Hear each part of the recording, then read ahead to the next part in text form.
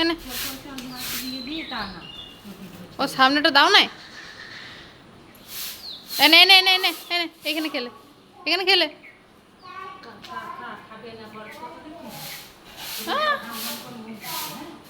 না তুমি সরে গেলে ও খেয়ে নেবে। ও জেঠুমা শোনো, গুড মর্নিং। এখন বাজে 7:30, উঠেছি 7টায়। তো জেঠুমা চলে এসছে, দিদি চলে এসেছে। দিদি চা করছে, যেহেতু রান্নাঘরে একজনের বেশি দুজন ঢোকা যায় না, দিদি চা করছে। আমি চাটা বসিয়ে দিয়েছিলাম, দিদি নামাবে। সকাল সকাল আদি খেলতে আরম্ভ করে দিচ্ছে। ওই যে আদির বাবা হয়েছে, আর ওই যে আদি, আর ওই যে ওর ফুটবল সকাল থেকে শুরু করে দিয়েছে। ফুটবল খেলা নেশা হয়ে গেছে ওর ফুটবল খেলাতে।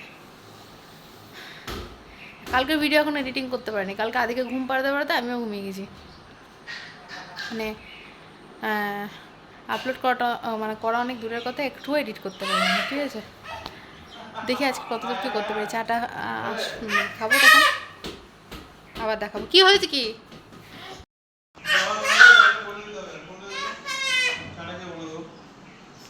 হ্যাঁ, ওকে বলটা দাও, ও খেলুক। তোমার খেলা না ওর খেলা, ওটা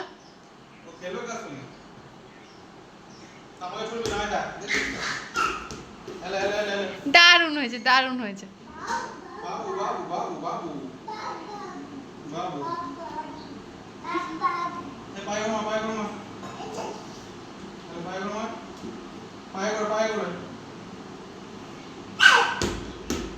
কি সুন্দর বলটা ছুটছে দেখো মাথার উপর তুলে, ভালোই লাগে দেখতে।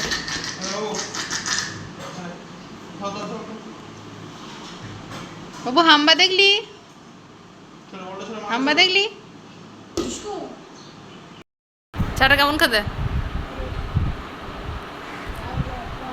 এই বাবু হাই করে দে, হাই করে দে, হাই করে দে।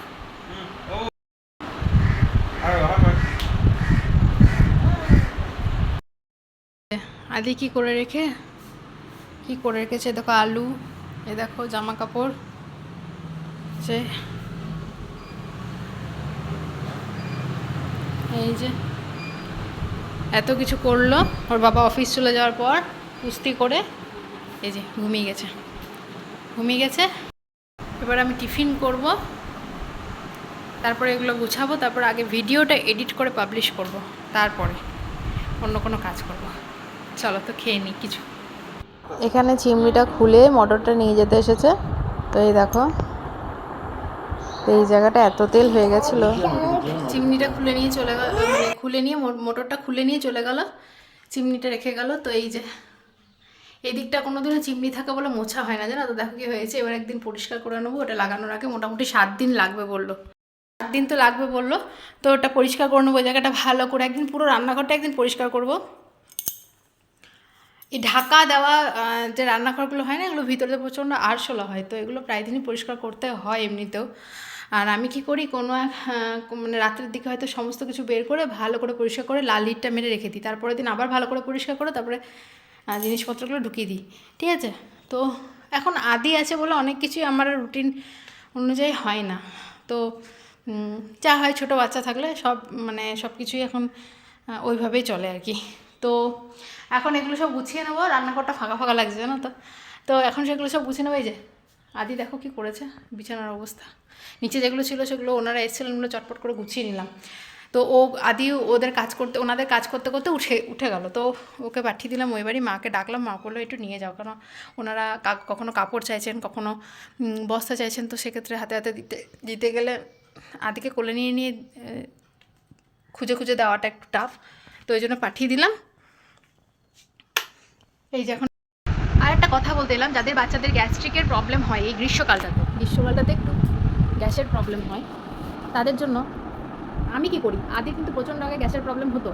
তো সেক্ষেত্রে দেখো, ছোটো বাচ্চাকে তো খুব বেশি ওষুধ দেওয়া যায় না, কিছু হলো ওষুধ দিয়ে দিলাম, সেরকম কিন্তু করা যায় না। যদিও বাচ্চাদের মেনলি গ্যাসের প্রবলেম বলতে ওষুধ হিসেবে আমি যে কয়েকজন ডাক্তার দেখেছি নিউটোটাইনই সাজেস্ট করেছেন, বাট তবুও আমি চেষ্টা করি ওষুধ না খাইয়ে কীভাবে ওকে ভালো রাখা যায়। তো সেক্ষেত্রে আমাকে ডক্টর যেটা বলেছিলেন সেটা হচ্ছে, বাচ্চাদের যে খাবার দুটো মিলের মধ্যে ডিউরেশনটা অবশ্যই 4 ঘন্টা, 3 থেকে 4 ঘন্টা। এবার আপনার বেবি যদি খুব কম খায় সেক্ষেত্রে আপনি 4 ঘন্টা কি রাখবেন, ওর আপনি মা হিসেবে নিশ্চয়ই বুঝতে পারছেন ওর কখন খাওয়ার প্রয়োজন, সেই অনুযায়ী দিই।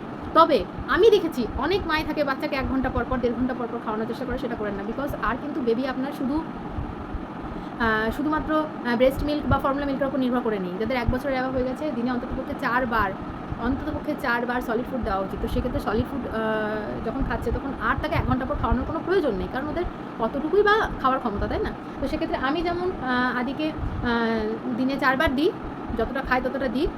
এবার কিছুই খাবো না বলে সেক্ষেত্রে একটু তো জোর করতেই হয়, তবে খুব একটা জোর করি না। মোটামুটি যখন বুঝি যে না মোটামুটি হয়ে গেছে খাওয়া, তো সেক্ষেত্রে স্টপ করে দিই।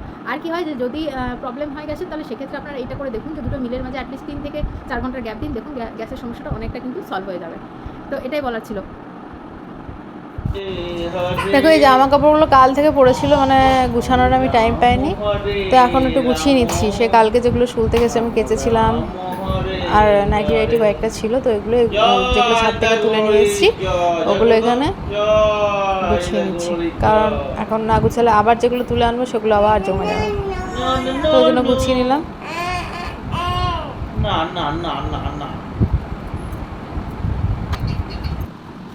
ব্যাকগ্রাউন্ডে তোমরা যে ওই আদির কথাটা শুনতে পাচ্ছ না, ওটাও কিন্তু রেকর্ডিংয়ের সময় রেকর্ড হয়ে গেছে। বিকজ আমি এরকম কোনো সময় পাচ্ছি না যখন আমি একা থাকবো আর রেকর্ডিংগুলো করবো, ভয়েস ওভারগুলো দেবো আর কি। তো অতএব আমাকে ওদের সামনেই করতে হচ্ছে। সকালের দিকটা আদির বাবা একটু আদির সাথে থাকে বলে ওই টাইমটাতে করছি। জামা কাপড় কিছু আছে ওগুলো নিয়ে যাবো, কিছু বলতে আমি যেটা পরেছিলাম সেইটা, আর আদির বাবা যেগুলো রেখে গেছিলো সেগুলো, আর কিচ্ছু নেই। তো সকালে যেগুলো কাঁচা হয়েছিল সেগুলো সমস্ত কিছু আমি নামিয়ে দিয়েছিলাম নিচের বারান্দাতে, আর সিঁড়িতে কিছু দিয়ে দিয়েছিলাম, কারণ প্রচণ্ড হঠাৎ করে ঝড় বৃষ্টি হচ্ছিলো। তো এখন ওগুলো ছাদেই দেবো, ভিজলে ভিজবে, পরে নামাবো, কারণ আর জায়গা নেই ঘরের ভিতর দেওয়ার। তো এখন ছাদ থেকে নামবো, তারপরে আদি চলে আসবে, ওকে খাওয়াবো দাওয়াবো, নিচে খাবো, তারপর যা করবো। এই যে চললাম মাঠে বাবুকে নিয়ে, বোন এসেছে। কি করছো? বোন এসেছে তাই জন্য আজকে একটু রেডি হয়ে গিয়েছি। এই যে, আর আজকে হচ্ছে খাবো ফুচকা, তাই জন্য তাড়াতাড়ি রেডি হয়েছি, কারণ এখন 5:30 বাজে। ঠিক আছে, এই যে আদিও রেডি। বাবা হাই করে দাও বেটা, ও বেটা হাই করে দাও। ও আজকে বেশিক্ষণ ঘুমায়নি ওই জন্য হাই হচ্ছে। ও না কি খাবো আমরা এখন? ফুচকা খাবো। বাবা পুজোর মন্ত্র পড়ছিস নাকি? এটা হাই বলে দাও তো, এটা হাই বলে দাও তো।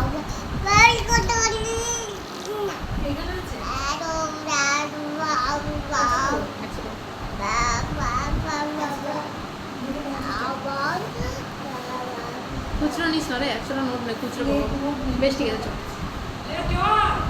গোল কি করে ডাকে?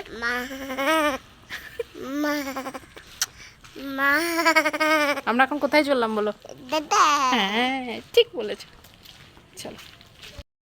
তো সন্ধ্যে টন্ধে মানে মাঠ থেকে এসে সন্ধ্যে টন্ধে জেলে একদম বসেছি। একটা জিনিস দেখাবো তোমাদেরকে, একটা জিনিস কিনলাম, মানে আমাদের পাড়াতে একটা দোকান আছে, ওই দোকানটা থেকে আমি একটা জিনিস কিনলাম।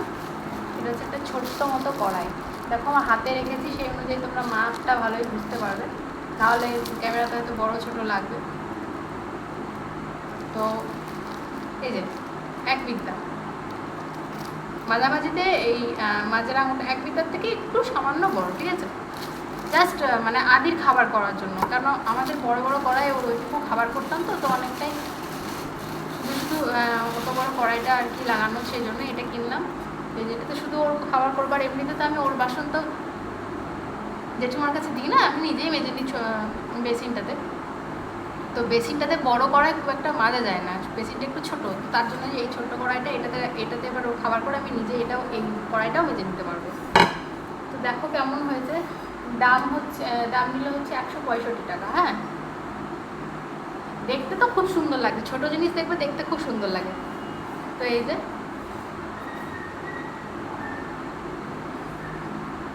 তো তোমরা জানিও কমেন্টে যে কেমন হয়েছে কড়াইটা। এখানে দেখো আদির বাবা চলে এসেছে, আর আদি এখন ফাগুনের মোহনায় গানে নাচ করছে। তো আদি বেশিরভাগ সময় বাড়িতে ওকে প্যান্ট পরায় না, তো সেই জন্যই আর কি ফুল ভিডিওটা দিতে পারছি না। তাছাড়া ওর নাচটা ভালোভাবে বুঝতে পারতে, যেহেতু গরমকাল সে যেটুকু আরাম পায় আর কি, এই বয়সটা তো আর ফিরে পাবে না। তো কিছু মানে সেজন্য এখন সব চেষ্টা করি ওকে যতটা আরাম দেওয়া যায় আর কি। তো এই হচ্ছে ব্যাপার। আর ওর দেখো কত সুন্দর, আর এই ফ্রিজটা হচ্ছে ওর জীবন, বুঝলে তো? ফ্রিজটাকে সবসময় জড়িয়ে ধরে, মাঝে মাঝেই গিয়ে জড়িয়ে ধরবে আর কি। তো সেদিন কাল রাত্রে খুব টায়ার্ড ছিলাম, আর মানে ভিডিও এন্ড করতেও আসতে পারিনি।